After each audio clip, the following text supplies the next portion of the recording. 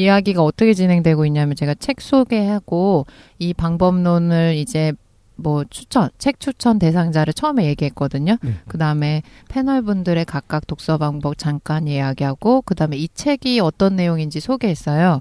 그 다음에 책 내용으로 바로 들어가지 않고 이러한 자기계발서나 독서 방법론을 이제 습득하실 때 유의하면 좋은 방법 주의사항 2가지 얘기했었거든요. 하나는 뭐 채찍 당근형이니까 이제 거슬리는 내용들이 있을 수 있어서 그런 거는 그냥 스킵하고 넘어가시면 된다. 그리고 2번째 효율적 방법론도 중요하지만 기본적으로는 자기가 열심히 하는 훈련량이 있어야 된다. 이거 말씀드렸어요. 그리고 이제 책에 대해서 바로 본론으로 들어가면서 지금 저희가 논의하고 있었던 게 뭐냐면 왜 초병렬 독서 방법이 창의적인 생각, 아이디어 얻는데 효용적이고 이게 내 성공을 보장할 수 있는가를 지금 연결해서 설명했거든요.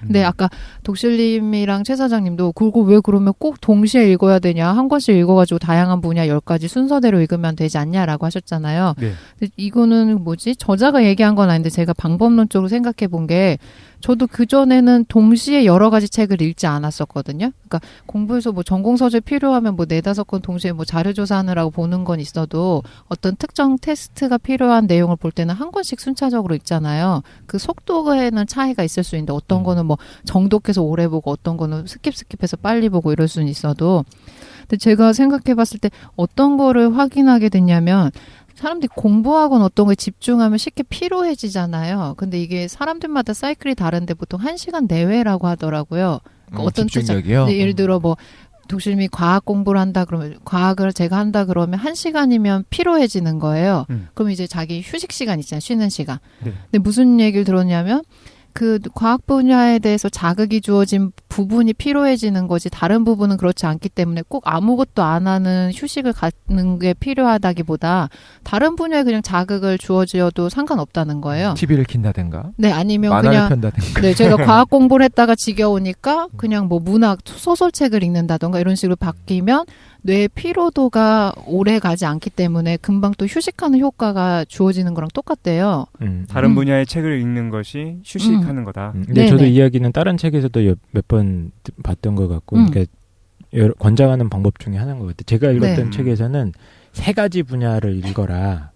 로테이션하면서 로테이션으로 돌려라. 그러면 좀 덜 지루하다. 이 정도 논의였거든요. 예, 그 사람은 그냥 인문학자였기 때문에 대충 얼버무리고 얘기했는데, 예, 그 얘기를 하는 것 같아요. 좀 덜 지루한 면이 있긴 있어요. 여러 가지. 저도 그 책 보고 몇 번 해봤는데 여러 번 이렇게 하다가 보면 덜 지루하긴 해요. 네, 그러니까 저도 이거를 할 때 어떻게 하냐면 책을 읽을 때 어떤 책을 집중해서 읽으시면 뭐 하루 종일 몰입해서 읽으신 분도 있겠지만 저희가 시간이 일단 부족하잖아요. 그치. 그러면 한 분야에 대해서 읽었는데 뭐 출퇴근 시간에 30분 읽었더니 좀 피로하고 그리고 하나 책을 처음에 사서 초장부터 끝장까지 완독하는 책은 정말 드물거든요. 이게 가면 지루하는 것도 있고 자기가 처음에 흥미 있어서 읽었지만 중간에 흥미도가 떨어질 수도 있고 5분의 4지점에서 그만두죠. 네네. 맞아, 진짜. 근데 다양한 분야를 동시에 읽으면 계속 이제 흥미도가 떨어지기 전에 이미 새로운 자극을 계속 주는 거예요. 오늘은 뭐 조그만 아이스크림 먹었다가 내일은 다 뭐 1시간 후에 녹차만 먹고 그다음에 1시간 후에 딸기만 먹고 그러면 지루하지 않게 다양한 맛을 보니까 독서 시간이나 독서량이 계속 점진적으로 늘어나요. 카사노바가 여러 여자를 동시에 만나듯. 네, 그런 거랑 똑같죠. 공감까지는 아니에요. 올해 TV가 좀 그 생각을 했어요. 네. TV를 볼 때 계속 채널을 돌려가면서 이거 보다 그러니까 정말 뭔가 하나 진득하게 보지 않고 계속 돌리고 채널이 너무 많잖아요 요즘은. 근데 그렇게 하면 당연히 재미없는 것도 심지어 지나가다가 홈쇼핑도 잠깐 보게 돼. 저 드릴을 파네?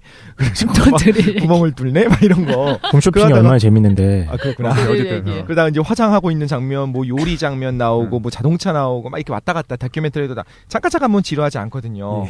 근데 이제 그렇게 하면 뭐가 떨어질 수밖에 없냐면 몰입이 안 되기 때문에 어떤 참 우리가 이걸 비판하는 건 넓고 얕은 지식 자체를 비판하는 것 같아서 되게 계속 말하기 힘든데 넓고 얕은 지식을 섭렵하는 데는 제한된 시간 안에 굉장히 효과적일 수는 있겠죠. 근데 뭔가 하나를 어느 정도 이상 깊이 아는 데는 굉장히 방해되지 않나요? 왜 제한된 시간 안에 그 100개 채널을 다 본 거지 뭐.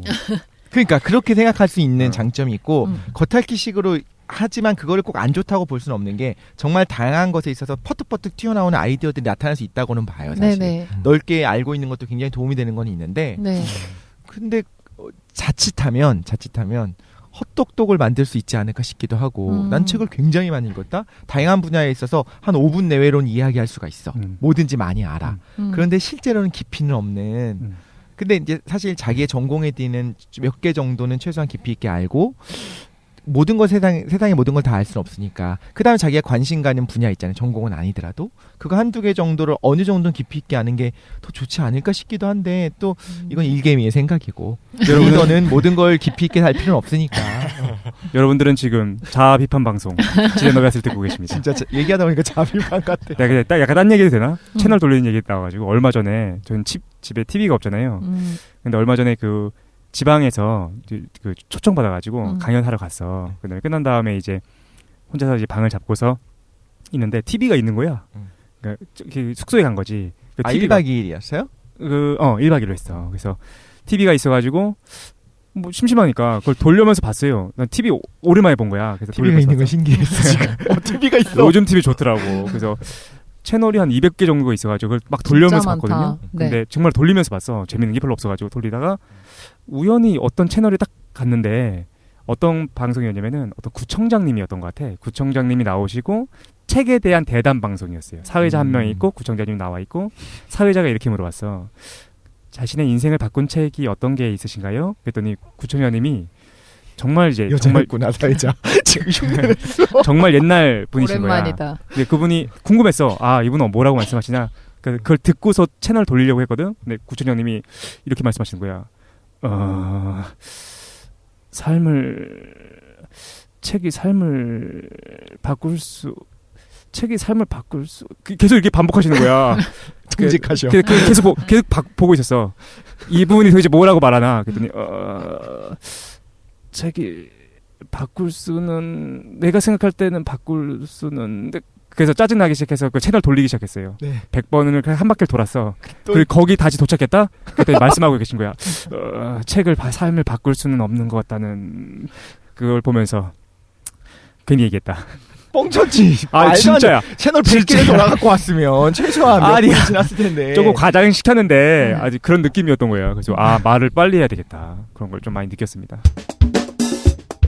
창의력 했을 때 왜 동시에 진행돼야 되냐 그러면 피로도 문제를 들 수 있을 것 같아요. 그리고 저희가 실제로 막 하루 종일 책 읽을 시간을 낼 수 있는 사람은 드물잖아요. 맞죠. 그러니까 정해진 시간 안에 여러 분야의 책을 그러니까 아주 짧은 시간 안에 많은 정보를 습득하려면 이 돌려 읽는 게 좋은 것 같아요. 유용성이. 저도 이제 일하다가 피곤하면 일하는 시간이 길어지면 이제 휴식할 때 뭐냐면 다른 분야에 대한 책을 읽거든요. 그럼 신기하게 피로가 회복되고 그리고 되게 집중해서 읽게 돼요. 짧은 시간인데 분야가 바뀌었기 때문에 뭐 제 그냥 개인적인 경험일 수도 있는데 한번 활용해 보실 분들은 해보셔도 좋을 것 같아요. 학생들은 특히 공부하는 자기 분야가 있잖아요.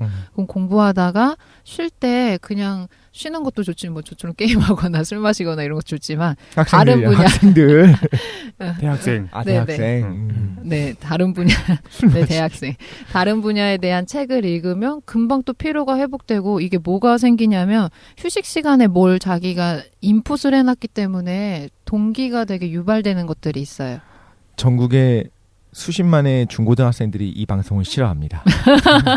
선생님들 할 말이 똑같잖아. 야 수학 공부 50분 한다 힘들었지? 10분 동안 영어 공부해. 그러면 휴식이 될 거야. 아 저 이거 방법하는 기분이 상쾌해질걸?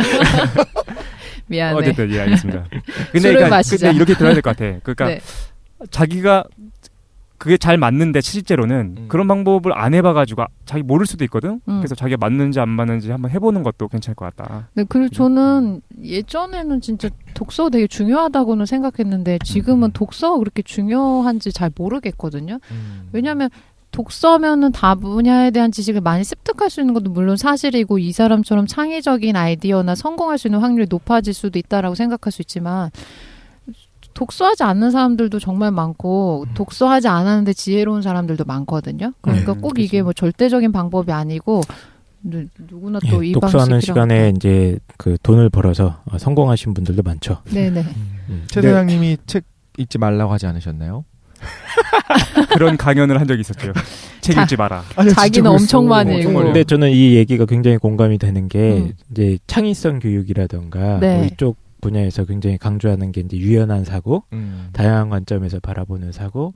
그래서 그런 거를 할 수 있도록 트레이닝을 많이 시키려고 하거든요. 네네. 그런 방법 중에 이런 게 되게 있어요. 그러니까 다양한 관점의 자료들을 학생들한테 동시에 제공을 해가지고 아이들이 그 각각을 다 경험하게 하는 거. 그래서 네네. 다각적으로 사고하게 만들어서 그걸 통해서 문제 해결력을 키우고 뭐 이런 교육 방법들이 있거든요. 예, 저는 되게 공감하는 내용이에요. 그러니까 뭐 꼭 10개는 근데 너무 많다는 생각은 좀 들어요. 저도 그래요. 그리고 이건 네. 처음에 이제 독서를 시작하시는 분들이 10개 진행하기는 어려워요. 그래요. 그만큼 집중도도 떨어지고 나중에는 막 중구난방 이야기가 섞일 수 있기 때문에 그래서 뭐 기존에 독서량이 많으신 분들도 한 5개 정도가 최대인 것 같고 처음 시작하시면 그래서 초병렬이구나. 네. 그냥 병렬이 아니라 초병렬. 진짜 궁극의 병렬. 네. 10개까지 한꺼번에. 세상에 근데 너무 많은 분야가 있고 너무 많이 깊이 파고들면 재밌는 게 많거든요. 네. 그러니까 자기가 뭘 좋아하느냐를 왜 네, 지금 덕실의 눈빛이 빛나고 있어. 빛나고 있어. 그럴 것 같아. 이 세상에 재밌는 분야가 참 많거든요. 아니, 그래가지고 그거를 알아내는 용도로는 되게 좋은 것 같아요, 사실. 네네. 근데 이제 이건 길잡이 역할을 하는 거지. 그러니까 초병렬로 해갖고 사실 저는 정말 관심 없는 것 중에 하나가 이제 미술 쪽이라고 한다면 억지로라도 그걸 화장실에 비치해놓고 보는 거야. 그럼 화장실에서 안 보겠지 아마도. 아무튼 간에 그러니까 억지로라도 이렇게 쫙 훑어가면서 보다 보면 이 부분이 나한테 맞네라는 어떤 가이드 정도가 될 수 있고 그 다음부터는 이제 이게 관심 있는 거 알았으면 그 다음엔 좀 몰입해서 그쪽 분야를 좀 판 다음에 또다시 또 이렇게 돌아가다 보니까 이 부분이 또 나랑 맞는 것 같네. 이번에는 과학에서도 특별히 뭐 과학이 좀 분야가 많은데 우주로운 부분이 맞는 것 같다. 지나가면서 살짝 읽었던 거에서 이런 식으로 가이드가 될 수 있는 거로는 좋은 것 같아요. 근데 만약에 우리 인생은 짧고 말씀하신 것처럼 정말 독서할 시간이 너무 모자르고 하루에 1시간씩 독서 시간이 있는 사람도 드물잖아요. 사실 먹고 살기 힘든 세상이니까 그런 분들한테 언제나 모든 독서를 몰입해서 하지 말고 언제나 이렇게 초병렬을 해야지만 언제나 너의 뇌는 활성화된 상태를 유지하고 있을 거다라고 이야기하는 건 조금 어폐가 있는 것 같아요. 그러니까 우리 방송도 많은 분들이 이런 이야기를 해주셨거든요. 뭐 이게 주제가 이렇게 다양하냐, 뭐 하나 깊지 않냐라고 이야기하는 비판이 있는 반면에 여기서는 일단 가이드만 해준 거다. 되게 넓고 얕은 지식들을 살짝 파갖고 이런 재미있는 것들이 있다는 걸 알려주면 거기에 관심이 가면 그거에 대해서 자기가 스스로 더 공부를 해보는 어떤 그런 그치. 용도로 쓰는 방송이다. 사실은 더 깊게 할 수 있는데. 이게 시냅스의 연기성을 위해서 잘 조절된 시냅스를 위해서 네. 그런 느낌으로 받아들이면 또 뭐 하나의 그러니까 이 작가의 태도가 마음에 안 들었던 거지 사실 하는 그 효용 자체가 없다고 얘기할 수는 없을 것 같아요. 그렇구만. 네. 그리고 지금도 말씀해 주셨는데 다분야에 대한 책을 읽으면 좋은 게 지금 느꼈던 게 자기가 그냥 익숙한 것들만 계속 읽다 보면 자기가 확인하는 것만 계속 확인하거든요. 근데 실제로 자기가 오랫동안 뭔가 고민하거나 풀리지 않은 그런 질문들이 있는데 이미 다른 분야에서 너무 명쾌하게 정리해 놓은 경우가 있어요. 네, 그러면은 그거를 목도하게 됐을 때 내가 저 방법이나 내용을 조금 빨리 알았다라면 효율적으로 이용할 수 있는데 저 같은 경우도 예를 들어 명상하면서 되게 오랜 시간에 걸쳐가지고 내가 되게 중요한 생각을 알아냈다 이런 것들이 있는데 이미 나중에 뭐 심리치료나 이런 것들의 분야를 알아보면 너무 이론적으로 너무 세련되게 정리되어 있는 거예요. 그러면 이거를 나는 알았다고 생각했는데 사람들 이미 이론적으로 체계하게 구축되어 있는 걸 보고서 깜짝 놀란 적이 되게 많거든요. 그러니까 갑자기 궁금해졌는데 진짜 있지 않습니까? 네, 있어요. 난 진짜 오랫동안 생각했었는데 이미 있기도 하고 또 어떤 경험도 있냐면은 이걸 내가 전혀 생각도 못했어. 근데 이걸 아는 순간에 충격적으로 다가오는 그런 어떤 개념이나 책이나 그런 것들 있잖아요. 맞아요. 하나씩 자기 소개 한번 해보도록 합시다. 그런 갑자기. 거 인생 살면서 뭐 있었네. 뜬금없이 소개.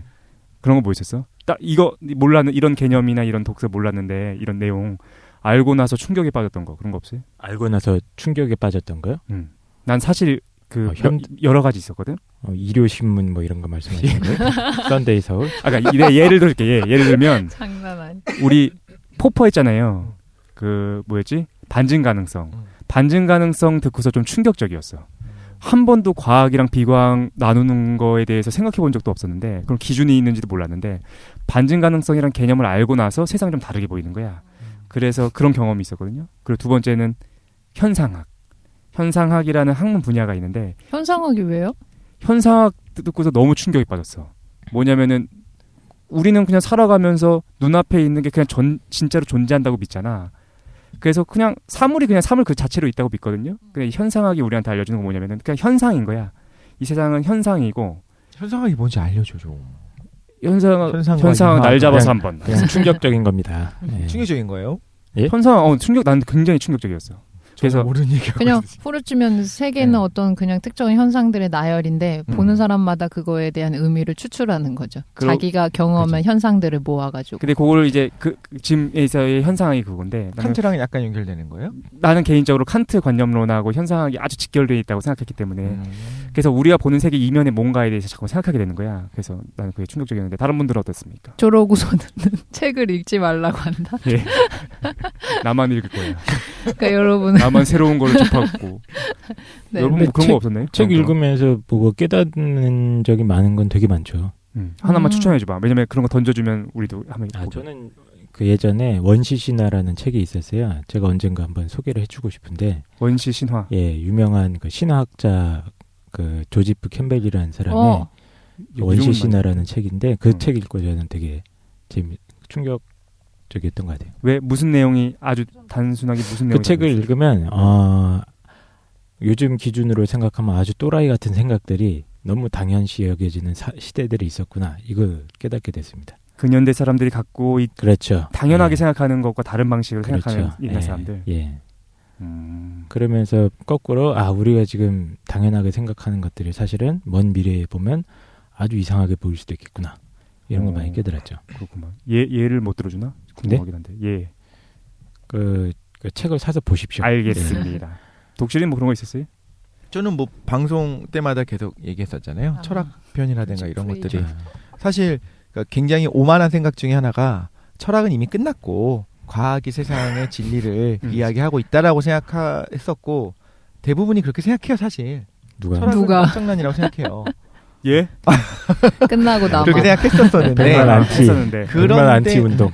그렇지 않구나. 과학이 설명하지 않는 부분 혹은 그러니까 과학이 설명하지 못한다기보다는 못하는 부분도 물론 있을 것인데 그러니까 과학이 관심을 갖지 않는 오히려 더 근본에 대한 것들에 대한 설명들이 있고 또 역사적으로 그게 어떻게 변천되어 왔는지 혹은 이미 2000년 전에 저런 생각들을 했었었네 라고 하는 것들을 알면 제가 요즘 듣기로는 니체를 사랑하신다고 제가 들었는데 니체 해준 남면 언제 해줄 거예요? 니체? 낯집 다음에 한번 합시다. 알겠습니다. 니체는 여전히 그다지 이렇게 자기 생각이 강해서. 근데 혹시 그 양자역학을 처음 접했을 때 충격적이지 않았어? 양자역학이요? 그러니까 그거를 받아들일 수 있었어요. 그냥. 그러니까 이건 뭐가 다르냐면 우리 한 70대 80대 할아버지 할머니들 입장에서는 휴대전화라고 하는 게 충격적이었을 수 있어요. TV가 처음 나왔을 때 실제로 사람들이 뭐라고 생각했냐면 안에 사람들이 저 안에 들어가 있고 난장이들이 저 안에 들어가 있네라고 생각하고 그게 어떤 개념인지 설명해줘도 받아들이기 힘들거든요. 그런데 예를 들면 지금 태어난 애들한테 뽀로로를 아이패드로 보여줘? 그럼 아이패드라고 하는 개념이 전혀 신기할 게 없는 거야. 그러니까 더 어린 나이에 뇌가 가소성이 더 많이 뛰고 있는 나이에 이건 사실 맞는 말입니다. 그래서 그때는 모든 것들이 신기하지 않게 받아들여질 수가 있어요. 그럼 어느 정도 익숙한 개념으로서 과학이라고 하는 거를 충격적이지. 오히려 철학적으로 이게 양자론이라고 하는 게 철학적으로 굉장히 의미가 있는 걸로 연결된다는 건 알고 있었는데 철학에 좀 깊이 있게 이 안에서 어느 정도 깊이 있게 들어가기 시작하니까 더 새롭게 보이기 시작하는 그러니까 거죠. 무슨 얘기냐면 자기는 양자역학이 뽀로로 보듯 익숙했다. 자기는 과학적 사고관이 충분히 연습되어 오히려 철학 베이스가 깔려 있는 사람이 과학의 어려움을 보다가 거기서 양자론을 접하게 되면 충격적이면서도 명쾌할 수 있거든요. 충격적이었어. 과학만 이해하고 철학을 이해하지 못했던 사람들은 오히려 그냥 그런가 보다 이게 과학적 현상이고 우리 우주가 원래 그런 거구나라고 후딱 후려쳐서 받아들이면 끝인 거예요. 이거 하이젠베르크가 똑같은 얘기예요. 그래요? 하이젠베르크가 이제 독일에서 학생들 강연할 때 양자역학으로 사람들이 막 토론하는 거야. 철학적으로 문제가 왜냐면 독일 애들은 철학에 대해서 연습이 잘 돼 있으니까 막 연습하고 말도 안 된다 하다가 하이젠베르크가 미국에서 강연을 하게 되거든요. 미국 학생들이 그걸 받아들여. 그냥 받아들여. 그냥 계산 방식이구나 이렇게 받아들인다는 거야. 그리고 우리 우주가 원래 그런가 보죠. 라고 이렇게 받아들여 버려.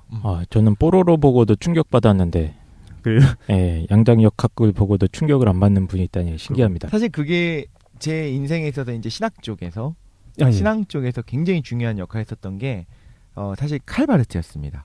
칼바르트라는 유명한 신학자. 유명한 신학자이기도 하고 나치 독일에 굽히지 않고 끝까지 저항했던 사람이기 때문에 또 어떤 행동하는 신학으로서도 유명한데 자기 모순이 없을 수 없다라고 이야기하는 분들이 많이 있었어요. 지금 그런 질문들이 들어오잖아요. 신학과 과학이 어떻게 조화를 이룰 수가 있냐. 그렇지.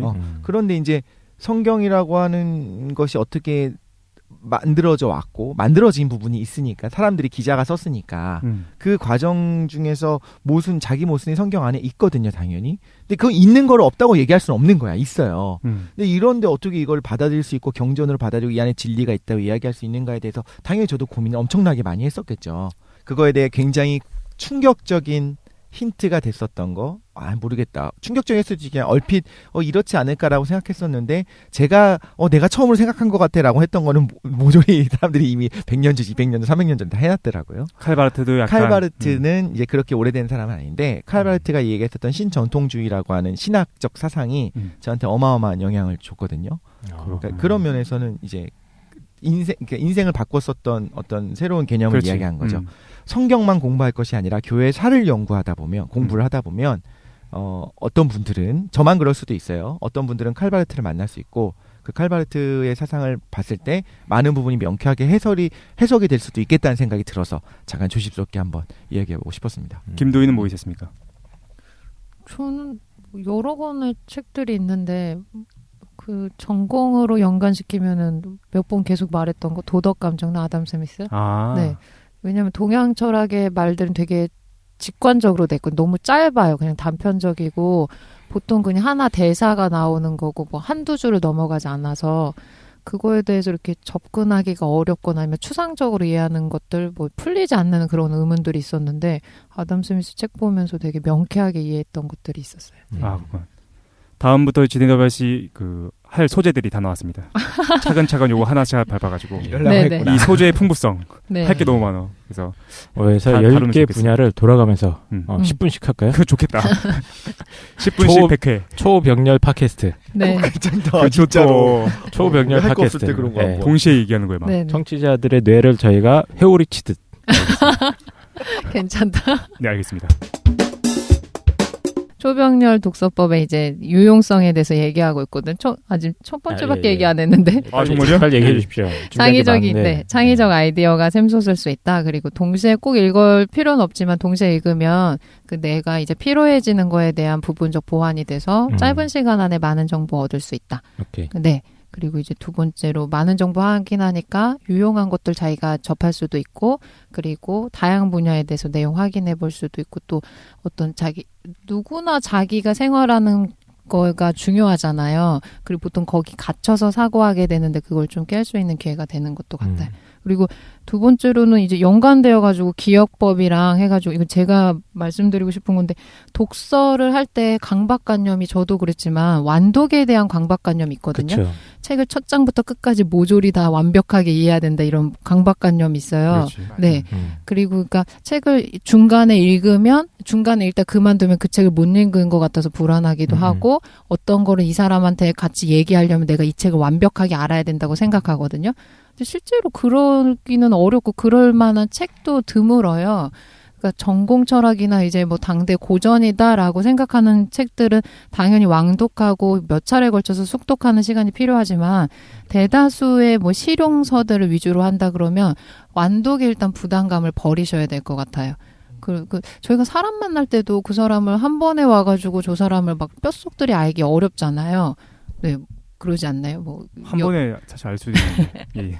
네, 그래서 뭐 연애를 하든 결혼을 하든 이 사람을 뭐 100% 이해하기는 어렵잖아요. 그러니까 차근차근 겪어가는 시간들이 누적되면서 이제 이해도가 높아진다고 볼 수도 있는데 제가 이것도 독심 또 싫어할 수도 있는데 뇌의 특성이랑 연관시켜 보면 완독하는 게 조금 비효율적인 방법인 게 완독보다는 빠르게 자기한테 필요한 정보를 그냥 다양하게 읽으시거나 아니면 자주 접하는 게 훨씬 더 기억에 효과적이에요. 아까 독수님 잠깐 얘기했는데 기억 방법으로 뇌가 기억을 할 때 기억력의 원리로 두 가지를 사용하는데 단기 기억과 장기 기억을 구분해요. 그러니까 우리가 수용하는 모든 정보를 뇌가 다 저장하면 비효율적이니까 뇌에서 어떤 작업을 하냐면 하루 종일 겪었던 일들에 대해서 정보를 수용한다 그러면 얘가 분류화시키는 거예요. 일단 임시로 해마에다가 저장해 놓고 뇌에서 해마라는 부분이 이제 단기 기억을 이제 담당하는 부분이라고 하는데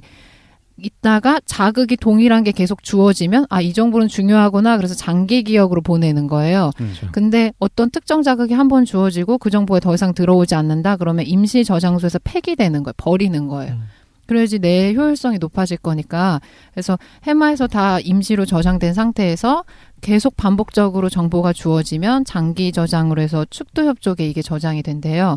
그러니까 어떤 동일한 정보를 기억하면 그거를 하루 안에 기억할 수 있는 확률이 50%밖에 안 되고 일주일이 지나면 그거에 대한 기억력이 80% 감소한대. 그렇죠. 그래서 뭐 영어 단어를 외울 때 하루에 100개를 외우면 뭐 다음 날 50개밖에 기억 안 나고 이렇게 얘기하죠. 네네. 그러니까 이게 어떤 중요한 전공서나 어떤 뭐 철학 아니면 종교적인 자기의 뭐 신념과 연관된 서적이 아니면 실용서의 정보만 습득하는 걸 목적으로 한다 그러면 완독하는 거는 비효율적이기도 하고 실제로 그렇게 하면 독서에 대한 흥미도가 떨어질 수도 있거든요. 그러니까 읽으시다가 재미가 없고 더 못 읽겠다 그러면 그냥 중단하고 다른 책을 계속 읽고 나중에 또 관심 생기면 읽으면 좋은 것 같아요. 네네. 오케이. 네. 뇌한테 신호를 보내줘야 되네. 자주 보면서 네. 이게 장기 기억으로 보낼 만한 거야라는 신호를 보여줘야 돼. 차라리 짧게 끊으면서 처음부터 끝까지 진득하게 읽는 게 아니라 중요한 부분만 발췌해갖고 계속 반복하는 거죠. 네. 근데 해마랑 무슨 상관이 있는지는 잘 모르겠어요. 지금 말씀하신 내용은 저는 동의하는 부분이 있거든요. 그러니까 완독해야 된다는 부담이 있어버리면 괜히 빨리 이거 재미없으니까 그만두고 다른 책 재밌는 거 읽고 싶은데 다른 책을 못 나가는 거야. 약간 일종의 그쪽의 결벽 때문에. 네네. 근데 빨리 그냥 포기하는 것도 괜찮고 어차피 완독해봐야 시간 지나면 많이 까먹을 게 뻔하니까. 네네. 그래서 그런 거예요. 근데 이제 그 해마가 파괴된 환자들 같은 경우에 뭐가 없어지냐면 장기 기억으로 넘어가지를 못해요. 그래서 이제 10분 정도, 5분 정도는 기억을 해요. 잠깐 만나서 내가 최 사장이 열심히 얘기를 해서 최 사장이 해마가 파괴된 환자라고 하면은 그러면 이제 나갔다가 10분 뒤에 들어오면은 보인다. 다시 처음 뵙겠습니다 하고 악수하고 다시 시작하는 거예요. 메멘토. 메멘토에도 나오고 혹은 뭐 첫 키스만 50번째 이런 거에도 나오게 되겠죠. 그런 거 보면 이제 흥미롭게 네. 보실 수 있는데 근데 이제 해마랑 연관은 잘 모르겠네요. 지금 말씀하신 거. 제가 그러니까 완독하시는 분들 되게 부담감 느낀 게 책을 한 권 읽는 거에 목적을 두니까 시간도 너무 오래 걸리는 데다가 실제로 그걸 다 읽었다고 해도 해마에서는 그냥 임시 정보로 저장하고 있을 뿐이지 까먹는 거예요. 그치. 그 설명하려고 말씀드린 거. 덕실이가 얘기하는 건 그거예요. 한 번 주입 쪼개서 되니까. 읽어도 어차피 한 번 본 거잖아. 근데 필요한 정보만 스킵해서 여러 가지 읽게 되면 비슷한 내용들을 계속 반복적으로 확인할 거라는 거죠. 그러면 해마에서 네네. 장기 기억으로 축두협에 보내줄 거라는 거지. 재미없는 거 억지로 읽어봤자 지워질 게 뻔하니까. 네네. 그러니까 계속 강화하면서 흥미있는 주제만 계속 읽게 되면은 그게 계속 강화될 거다. 네. 그리고 또 어떤 책은 어떤 저자가 쓸 때는 자기 평생의 연구 결과나 업적들을 정리해서 쓰는 경우가 많거든요. 그러니까 그걸 내가 한 번 읽는다고 해서 완벽하게 이해할 수는 없어요. 그러니까 그거에 대한 부담을 버리는 게 가장 중요한 것 같아요. 그러다가 뭐 흥미가 느껴지면 또 완독하면 되는 거니까. 네. 부담 없이 읽으라는 거군요. 네. 네, 그래서 그런 거였고 이제 두 번째로는 이 사람이 강조하는 게 창의적인 거 말고 정보에 대한 판단 능력이 향상된다고 보거든요. 정보. 정보. 그러니까 정보에 대한 판단 능력. 이 정보는. 이거 예전에 최 사장님도 말씀하신 적인데 이 사람의 입장은 모든 정보는 이거 정보를 만들어낸 사람의 의도가 반영돼 있다는 거예요.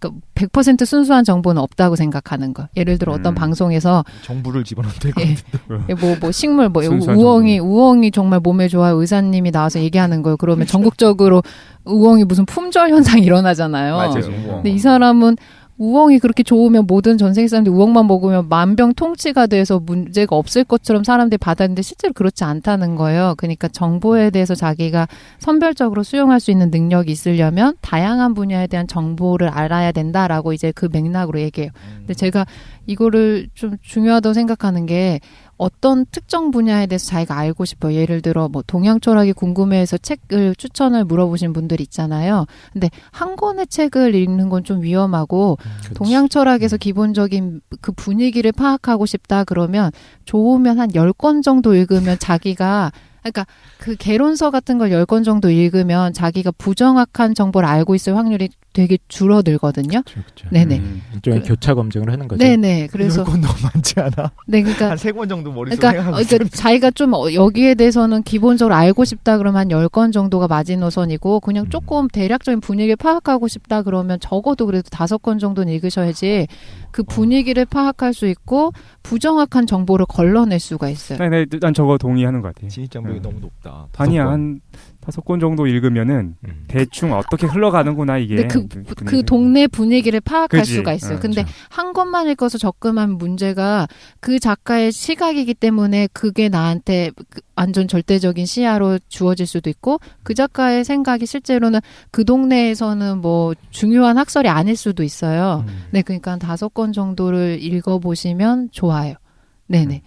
그래서 이거는 단응 보고 되게 궁금하다 이래가지고 책 추천 받으시는데 어떤 특정 한 권을 읽는다고 해서 그 분야에 대한 전반적인 개론적인 지식이 생길 수는 없고 그렇죠. 분위기를 파악하는 게 중요한데 그 분위기 파악하는데 한 5권 정도가 필요한 것 같아요. 근데 그 서양 철학사 책을 제가 되게 2권 정도 샀는데 네네. 아직 8권 당연히 하나를 사면 안 되고 아직 8권 더 사셔야 됩니다. 그러니까 아니 근데 서점에 갔을 때 네. 그러니까 우리나라 이제 그 분들이 쓴 책도 당연히 있겠죠. 근데 이제 기왕에 살 때는 저도 아까 말한 것처럼 외국 박사님이 쓴 책을 사야 될 것 같아서 이놈의 사대주의. 근데 그렇게 많지가 않던데요. 10권이 나오지를 않던데 그냥 어느 정도 잘 팔리고 어느 정도 이제 권위 있다고 추천되는 책들 있잖아요. 이따가 8권 이름 적어드릴 테니까 제가 처음 아까 들었을 때 10권이 되게 많다고 생각했던 게 지금 분위기 파악할 때 개론서를 10권을 보라는 거잖아요. 개론적인 네네. 느낌의 서적들. 개론서들. 그리고 서양 철학사를 개론서는 개론서라고 얘기할 수 있을지 잘 모르겠는데. 서양 철학사라고 하는 그 철학사를 쓴 책 있잖아요. 철학사가 꼭 역사가 꼭 개론서는 아니니까. 개론서는 또 따로 있구나. 그 내용을 쉽게 정리한 2차 서적들을 말해요. 예를 들어 뭐 플라톤이다 그럼 플라톤 국가 책이 아니고 뭐 플라톤이 얘기한 국가란 무엇일까 뭐 이렇게 자기가 작가가 정리한 책들. 그거 봤어요. 예, 예. 보통 그걸 많이 있죠. 읽으시잖아요. 플라톤이 말한 국가란 무엇일까에 대한 무엇일까. 그러니까 그거 뭐를 10권을 봐야 된다는 거예요. 지금 제가 말하는 거는 2차 서적들로 정리된 개론서들을 말하는 거예요. 너무 10권이라는 걸 머릿속에 넣지 말고 그냥 많이 읽으라 이거지. 이거 10권이 중요한 게 아니잖아. 이제 마지막 하나밖에 안 남았는데 이분이 그냥 효용성 그거에 창의적이고 성공할 수 있는 인재 그리고 1% 인재 안에 들어갈 수 있다는 게 그냥 가장 큰 이유고 그다음에 정보에 대한 비판적 사고 능력은 그냥 부수적으로 강조하는 건데 제가 연관해가지고 이제 다른 분야 책이 궁금할 때가 있으니까 접근하시려면 5권 정도 읽어보면 분위기 파악이 된다라는 거 이제 말씀드렸어요. 그다음에 이제 부수적으로 내용적으로 말하는 것들인데 그러면 도대체 10권 책을 이렇게 다양하게 읽으려면 어떻게 해야 돼? 라고 해서 방법론적인 거 얘기하거든요. 그러니까 이 사람은 이거 좀 얘기해보고 싶은데 시간이 없어가지고 처음에 이제 일하기 시작하면서 노동 수익의 대부분을 저축하거나 이렇게 투자하는 게 아니고 자기가 책 읽는 데다가 거의 다 투자했었어요. 그러니까 노동 수익의 거의 대부분을 책 읽는 데 할애하는 거예요. 이 마코토치가?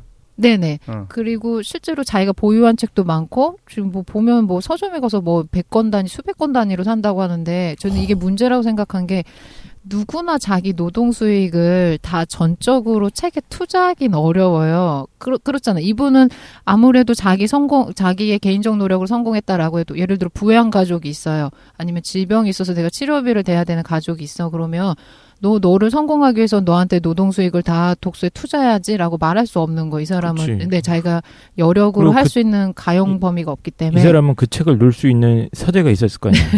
근데 이 사람도 근데 이 사람은 실제로 시작할 때는 부동산 투자부터 해야겠네. 그러니까. 굉장히 작은 집에서 시작하고 그러니까 자기는 다른 거에 소비하지 않고 책만 산 거예요. 처음에는. 그게 거짓말이나 과장이 아니라 정말 그렇게 했다는 거죠. 네네. 이게 그러니까. 나루케 마코토 마사장이라고 합시다. 네, 마사장. 마사장님께서 쉽다. 그렇게 열독을 했다. 그건 좀 네네. 재미있는 특이한 케이스긴 하네요.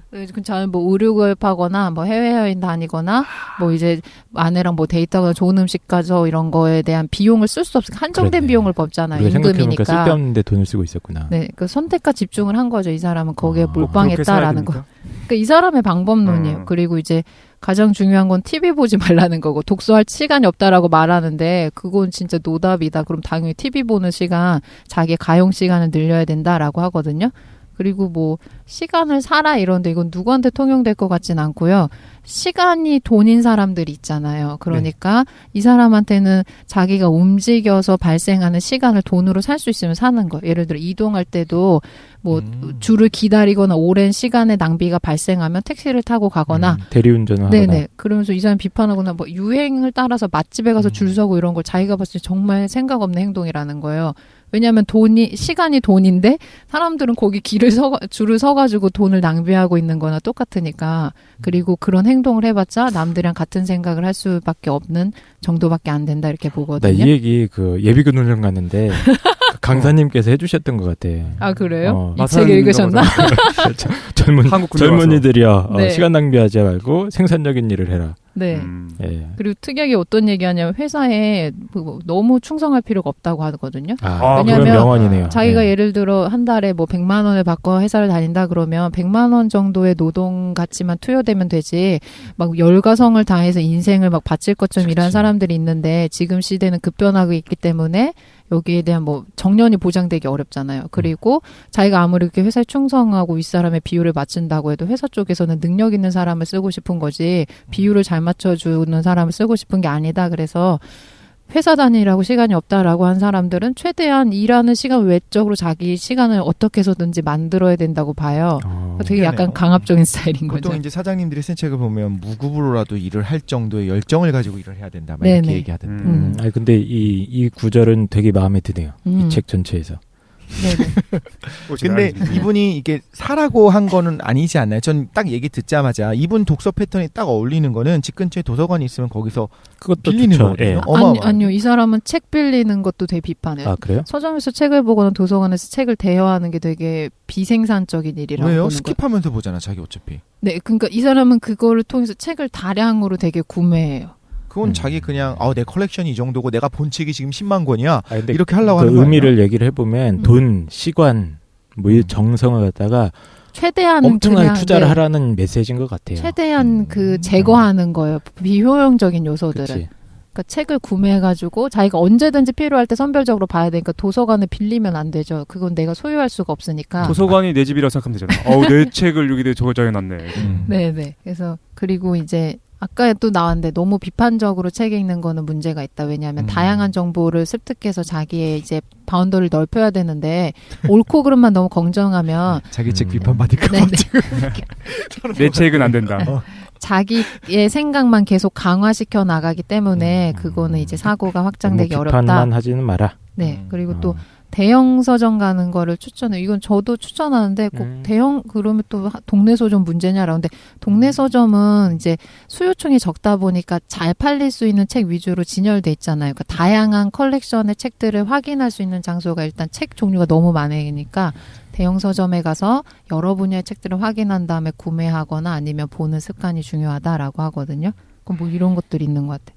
네, 저는 아까 뭘 얘기하고 싶었냐면 이 사람 뭐라고 하냐면 일단 취직해서 시작하고 저희가 어떤 경제 활동을 시작할 때 생산 수단이 없는 사람들은 임금 수입에 기댈 수밖에 없잖아요. 그렇죠. 근데 이 사람이 지금 미래가 불안해지고 있는 시대니까 어떤 열풍이 보냐면 사람들이 연금이나 저축 아주 자기가 절약해서 생계를 최대한 유지하려고 한다는 거예요. 근데 저희가 봤을 땐 그건 비효율적인 방법이고 그 극단적인 예를 하는데 지금 집이 작으면 사람들이 어떻게 해서는 아껴가지고 뭐 수납을 잘하는 방법, 뭐 절약하는 방법 이런 걸 자랑스럽게 막 이제 서로 소통하고 정보를 공유하는데 그런 걸 생각할 시간에 책을 더 많이 읽어가지고 자기의 노동 가치를 올리는 게 훨씬 효과적이라고 보는 거예요.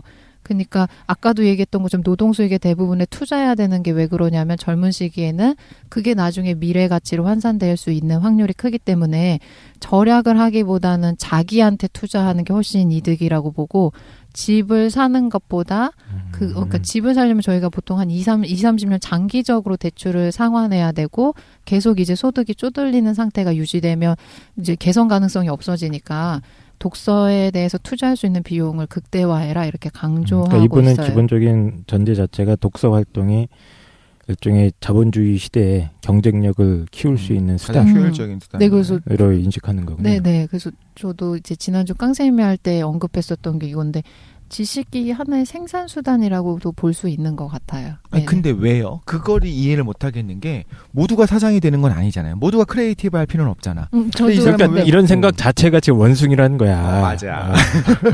사실 나도 이게 너무 불편한 거야. 왜 이 얘기를 듣는 참 불편한 게 책까지 어떤 효율성과 성공의 수단이 꼭 돼야 되나 자꾸 그런 생각이 들어가지고 그냥 읽으면 되지. 나중에는 이렇게 될 것 같아. 영화도 어떤 초병렬로 봐라. 진짜 그러겠다. 왜? 그 영화는 그냥 보는 거지. 앞부분 뒷부분 쓸데없고 뒷부분 중요하구나. 그래서 어떤 그 뭐 절정에 있는 부분만 봐라. 출발 비디오 여행만 보면 되네. 그러니까. 다 중요한 부분 정리해서 알려주고. 그냥 재미로 읽을 수도 있는데. 근데 너무 슬픈 게 뭐냐면은 왜 이런 생각이 발생할 수밖에 없느냐. 왜 하필이면 일본인인가. 왜 그리고 한국에서 이거에 대해 받아들일 수밖에 없는가. 그러니까 경제 상황이 자꾸만 서글픈 그지? 저성장이라는 경제 상황이 자꾸만 생각이 나가지고 듣는 내내 조금 불편하지 않으세요? 근데 이제 불편한 거는 뭐 처음보단 좀 많이 낮았어요. 처음에 장난 아니었는데. 네. 근데 진짜 궁금한 건 이거예요. 이분은 자기의 위치가 있고 자기의 롤이 있잖아요. 네. 저는 이분은 그렇게 하는 게 맞다고 봐요. 다양한 분야를 어느 정도는 알고 있어야 되고 각 분야의 전문가가 필요하면 불러가지고 물어보면 되는 거야 그냥. 그럼 자기는 폭넓게 알고 있으면 되니까 이러한 방식의 독서가 필요하고 이렇게 하는 것이 맞는데 예를 들면 내가 그렇게 독서를 해갖고 이렇게 폭넓은 분야에 뭐 척척 박사님이 어느 정도 됐어? 그러면 뭐 나를 누가 한국 마이크로소프트 사장을 써주겠냐고. 제가 쓰겠습니다. 감사합니다. 화작품 업계. 그렇다면 본인의 롤이 있고 그 롤에 맞는 전문적인 일들이 있을 거 아니에요. 네네. 그러니까 모두에게 필요한 건가요 이게? 근데 그게 궁금한 거. 이분은 이렇게 해야지만 너의 경쟁력이 올라간다라고 주장을 하는 것 같은데. 네. 과연 그러냐는 거죠. 정말 그래요? 모두가 이게 필요해요? 독서라든가 과거에도 이제 고전 교육이나 이런 게 유행을 하지 않았습니까? 네.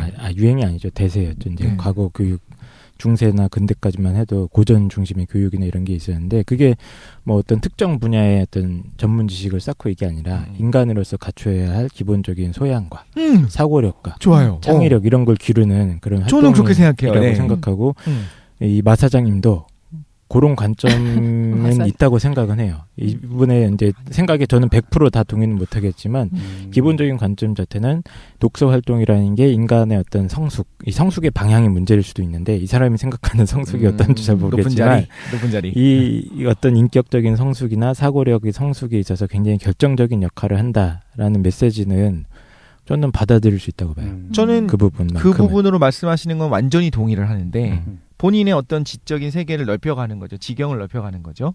그런데 지금 마 사장님이 말씀하신 거는 전혀 그런 느낌이 아니었어요. 너네 이렇게 해야지만 원숭이 신세를 면하고 이렇게 해야지만 너네가 CEO가 될 수 있어. 높은 자리에 올라갈 수 있어란 말이지. 근데 제가 볼 때는 그러니까 예를 들면 공무원을 예를 들어볼게요. 지금 많은 젊은이들이 공무원을 되고 싶으니까 모두가 1급, 2급, 3급 뭐 장관까지 혹은 뭐 5급까지 올라가는 게 아닌 거예요. 예를 들면 본인이 관료라고 한다면 관료제 안에 들어갔고 뭐 9급 공무원, 7급 공무원 들어갔다고 한다면 올라갈 수 있는 게 제한이 있어요. 강 선생님이 말씀하신 것처럼 강 선생님이 말씀하신 것처럼 본인의 어떤 삶의 어떤 성숙도를 높이고 또 정말 아름답고 재미있는 지식들이 많잖아요. 그런 어떤 삶의 질을 높이기 위한 독서라고 한다면 그건 이해할 수 있는데 다양한 분야를 한번 섭렵해봐라. 그게 아니라 내가 지금 일단 공무원 돼서 시청 말단지 공무원이 됐어. 이제 내가 이 초독서법을 사용하면 미래창조과학부 장관을 목표로 그런 거예요? 공무원 사회는 조금 그럴 수도 있는데 이제 공무원 사회의 특수성을 빼고 일반적인 기업 시장이나 이런 데에서는 기본적으로 인간의 가치가 어떤 그 경쟁력이 평가로 되잖아요. 근데 그 경쟁력을 기르라는 얘기인 것 같아. 그러니까 우리 이렇게 봐야지. 그러니까 독실이가 전제하는 건 뭐냐면은 자꾸 상상하는 거야. 이 책이 이제 우리가 주목하고 있으니까 이 책이 모든 사람들한테 보편적으로 적용될 수 있는가. 근데 그 어떤 책이 됐든 그런 책은 사실 없고 네. 이 책이 필요한 사람이 분명히 있긴 있을 거예요. 있겠죠. 당연히. 다양한 분야를 넓게 알고 있어야 되는 직종이 있는 거예요. 그러니까 우리가 비판적으로 받아들이면 되는 것 같아. 그러니까 네. 너무 맹신할 필요도 없고 뭐 아예 쓸모없다 그것도 아니고 어느 정도 적절하게 요거 책을 읽었을 때 내 마음에 들고 새로운 방법이다. 그런 사람들이 뭐 생기기도 할 거고. 그러니까 오늘도 이제 김도희님께서 추출해 주신 게 이 사람 고유의 어떤 독서 방법적인 면을 중심적으로 해주신 거니까. 네네. 예. 모든 사람이 따라 해야 되는 건 아닌 거고. 그리고 제가 했던 것 중에 이게 어떤 거랑 똑같냐면 예스맨 운동이랑 똑같아요. 예스맨이 이제 그러네. 자기가 기존에 생활했던 방식을 깰 수 있는 방법이어서 여러 가지 다양한 경험들을 수용하게끔 해주잖아요. 이런 방식을 차용하면 그냥 방법론만 가져오면 되는데 자기가 기존에 고수하고 있던 사고관이나 자기가 알고 있던 지식보다 더 많은 지식을 그러니까 융통성 있게 수용할 수 있는 능력을 길러줘요. 근데 저희가 이게 왜 중요하다고 생각하냐면 성공이랑 전혀 상관없이 어떤 편협한 사고를 가지고 있으면 남을 불편하게 하는 걸 떠나서 자기가 생활이 불편해지고 문제가 일어날 수 있어요. 그러면은 그게 나한테 삶에 어떤 스트레스 요인이 된다 그러면 이 방법으로 접근해 보실 수 있어요. 편협한 사고를 깨기 위해서 우리 힌트를 얻을 수 있다는 거예요. 네네. 그러니까 자기 위해서 하는 거 내가 조금 뭐 불행하거나 이것 때문에 너무 편협하고 생활하는데 지장이 있다라고 하면 다양한 분야 지식을 습득하는 방법으로 다양한 분야들 해보면 좋을 것 같아요. 특히 요즘에는 전공 분야가 정해져 있어가지고 너무 세분화시켜서 교육을 하잖아요. 맞아요. 그렇기 때문에 오히려 전문화되기가 쉬운 추세니까 그걸 좀 깰 수 있는 융합적인 태도가 필요한 것 같아요. 사실 그 고도로 전문화되어 있는 거를 미덕으로 삼고 있는 세상이잖아요. 지금 세상은. 그렇지. 근데 그렇죠. 여기선 좀 다른 시각을 제공하는 거겠죠. 그래서 네, 이게 책의 유용성이고 아까도 말씀드렸던 것처럼 그 제가 책을 시작하기 전에 주의사항을 말했던 게 이거예요. 그 책을 보시면 뭐 소개해줘서 궁금해서 사봤더니 재수없는 말만 하고 있어 막 이랬을 때도 있는데 근데 기본적으로 자기소개서 많이 읽으신 분도 알겠지만 그 패턴이에요. 그래서 자기계발서? 네, 방법론만 차용하면 되는 거고 그 자기 삶에 적용해 보시는 게 좋은 것 같아요. 오케이. 그래가지고 우리가 긴 시간 동안에 독서 방법론에 대해서 우리 마코토 마 사장님의 초병렬 네. 독서법에 대해서 같이 좀 생각해봤는데 네. 이것저것 자기를 돌이켜보는데 굉장히 좋았던 것 같아요. 난 어떻게 읽고 있지? 그리고 다른 사람들의 방법은 어떤 게 있지? 좀 생각해볼 수 있는 시간이었던 것 같은데 짧게 30초씩 자기 얘기한 다음에 오늘 마무리하도록 하겠습니다. 네. 어떻게 들으셨습니까? 저는 자기 개발서를 읽어본 적이 없어요. 그런 책을 되게 싫어하고 그쪽 책 그 파는 데를 가질 않아요. 아예. 좀 좋아하는 것 중에 하나는 이제 여행책들도 이제 훑어보면서 좋아하고 또 제가 생각한 건 너무 반대되는 게 많아서 저는 도서관을 너무 도서관을 너무 행복해. 돌아다니다 보면 그지? 너무 보석 같은 책들이 너무 많은 거야. 지대너비아시나 뭐 이런 책들. 그 최상희 씨도 빨리 읽어봐야 돼. 예, 알겠습니다. 자, 근데 눈빛도 빛난다. 저 도서관 너무 좋거든요. 네. 도서관 근데 싫어하는 사람이 누가 있을까 싶어요. 사실. 정말 많아요. 도서관은? 그래? 네. 도서관은 좋지 사실. 독서실은 싫지. 그렇지. 도서관 너무 좋거든요. 근데 네. 거기 도서관에서조차도 자기 개발서 부분 가질 않아. 아예. 그러니까 할 필요가 없는. 책 싫어하는 사람 정말 많아요. 독실님한테 공감하지 못하는 분들이 엄청 많다고 저는 생각을 하는데. 네네. 저 2번 같은 경우도 책만 지워주면 막 집어 던지는 거예요. 여기서 말하는 저리 2번은 치워. 조카 네. 2번이고 조카 2번. 근데 어쨌든 그렇구나. 그랬는데 이제 제가 하나 읽었었던 책이 그 예전에 아웃라이어라고 하는 책이 있었는데 그건 이렇게 오만한 책은 아니었어요. 말콤 글래드. 책 정말 잘 쓰죠. 그렇죠. 그 사람은 이제 관찰하는 책이었어. 이런 사람 근데 거기서도 비슷한 얘기가 나왔던 게 하나가 성공한 사람들은 2만 시간의 법칙이라고 2만 시간 동안 죽어라. 만 시간이었나요? 미친 듯이 공부를 뭔가 이렇게 몰입을 해서 하더라. 게 있었었거든요. 그거는 보면 되게 재밌다고 생각했는데 이렇게 오만하게 쓴 책은 아니었어요. 내가 이 정도 사람이야. 내 말 듣고 따라와. 무슨 생각이 났냐면 지난번에 주식편에서 들었었던 N 누구였죠? BNF가 책을 쓴다면 묻지도 말고 따지지도 말고 나처럼만 투자해라 이런 식으로 책을 쓰고 아니야. 그러니까 만약에 그런 식으로 네네. 하면 모든 사람이 이제 돈을 딸 수 있는 게 아닌데 그러니까 이건 굉장히 일반적이지 않은 거를 얘기하는 게 아닌가 싶어서 저랑 좀 반대되는 부분이 많았는데 그런데 이제 오히려 이 책이랑 상관없이 도희님이 설명해 주신 방법과 옆에서 깡 선생님이 이제 추임새로 넣었었던 어떤 해설들 있잖아요. 그게 오히려 더 훨씬 더 유용하지 않았나 싶은 생각은 들더라고요.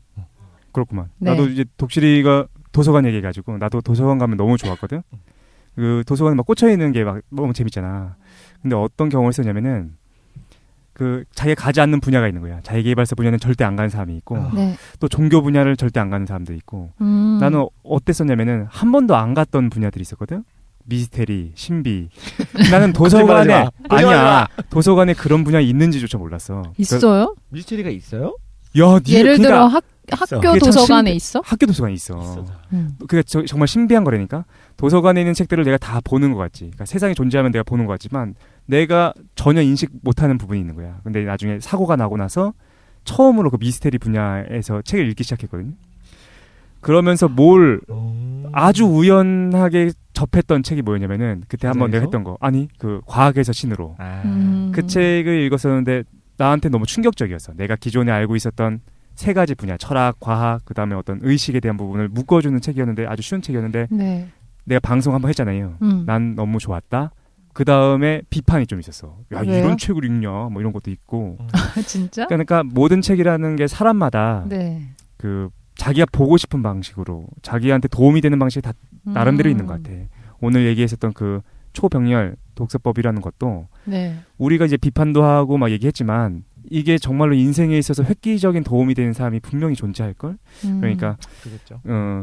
자기가 난 이거 마음에 든다. 그럼 읽어보셔도 괜찮을 것 같고 난 마음에 안 드는데 그럼 비판할 게 아니라 다른 방식의 책이 있는지도 찾아보는 것도 좋을 것 같고 그래서 굉장히 많은 책들이 있는 것 같아서 자기한테 맞는 걸 찾으면 좋겠다. 그런 생각이 들었습니다. 네. 네. 저도 몇 마디만 덧붙이자면 이게 이 저자가 얘기하는 이제 독서 방법이 뭐 우리 삶을 갖다가 송두리째 바꿔서 이 깡 선생님을 깡 사장으로 만들어주는 그런 비법이라고 생각은 안 하지만 우리가 책이라는 어떤 정보 전달 매체를 접할 때 좀 이렇게 몇 가지 시사점들은 분명히 있는 것 같아요. 예, 그러니까 저도 그 책 읽기가 굉장히 힘든 이유 중에 하나가 책을 너무 좀 신성하게 여기는 경향이 있는 거 하는 생각이 좀 들거든요. 그러니까 책 읽는 거를 갖다가 완독해야 된다는 부담감. 그리고 마치 기말고사나 중간고사 공부하듯이 완벽하게 내용을 또 이해해야 된다는 맞아요. 부담감. 그게 가장 뭐 이런 것들이 모르겠어요. 언제 저도 어렸을 때 분명히 그런 게 있었어요. 대학교 한 1, 2학년 때까지도 있었던 것 같아요. 그래서 책 한 권 잡고 끝까지 읽는 게 너무 힘드니까 아예 못 읽겠는 거야. 공감가 나는. 예, 그런 경험들이 있었을 거예요. 근데 저도 이제 좀 어느 정도 세월이 지나고 머리도 좀 커지고 점점 뭐 많이 컸죠. 예, 많이 커졌죠. 그러다가 보니까 아직 모자라. 이 책이라는 게 진짜 별로 아닌 것도 아니라는 걸 깨닫는 순간이 왔던 것 같아요. 그러니까 책이라는 맞아요. 걸 굳이 뭐 이렇게 부담스럽게 생각할 것도 없고 너무 신성하게 생각할 것도 없고 오히려 책의 대부분 내용들은 쓰레기라고 봐도 좋을 만한 것들도 많고 물론 도움되는 것도 많지만 뭐 이렇게 이런 것들을 많이 깨달았는데 이분이 지금 얘기하는 독서 방법들이 그 어떤 책을 접하는 태도나 이런 데 있어서는 좀 생각해 볼 만한 건 이런 거 많은 것 같아요. 그러니까 책 한 권 한 권에 너무 큰 권위나 부담감을 부여할 필요도 없고 근데 그렇게 부담감을 갖고 책을 읽기 시작하면 또 그 반대급부로 내가 읽은 책 한 권을 딱 읽었어. 그럼 그게 또 전부인 줄 알아. 뭐 이런 부작용도 있는 것 같아요. 그러니까 책은 뭐 다양한 분야에서 여러 가지를 이제 교차하는 방식으로 읽는 거 이런 거가 사실은 이제 대학원 공부하거나 이런 데 가게 되면 자연스럽게 하게 되거든요. 그런 작업들을. 그걸 갖다가 이분께서 이제 좀 자기만의 무슨 초병렬이라고 해서 이렇게 예, 잘 이름 붙여주신 것 같은데 하여튼 책 읽는 방법이나 이런 거에 대해서 그 관심이 많았던 것 같아요. 카페에서도. 그래서 책 어떻게 읽냐 이런 거 많이 물어보시는 분들도 있고 그런데 뭐 도움이 될 수 있을 것 같아요. 책 한 권에 너무 의무 부여하지 말고 다 안 읽어도 좋으니까 시간 날 때 틈틈이라도 보는 것. 뭐 그게 제일 중요한 것 같아요. 그냥. 예. 마지막 김도인. 네.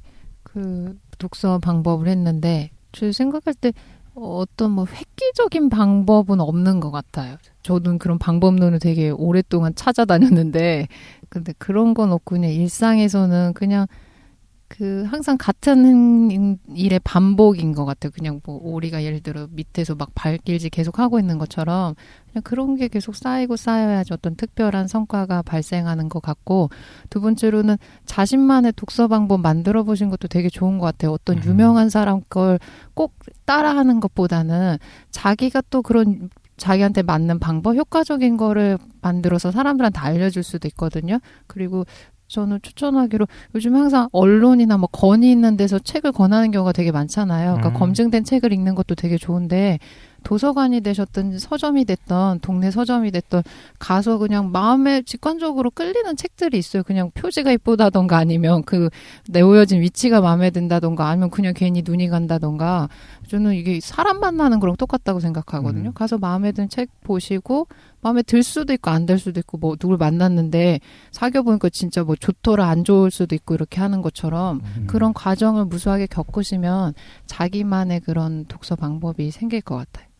좀 열린 자세로 보시는 것도 좋은 것 같아요. 그렇군요. 네. 알겠습니다. 그래서 오늘 지대북 두 번째 시간 좀 진행했고 다음 주랑 다다음 주에는 더 재밌는 걸로 찾아오는 걸로 하겠습니다. 네. 긴 시간 동안 고생 많으셨습니다. 수고하셨습니다. 네.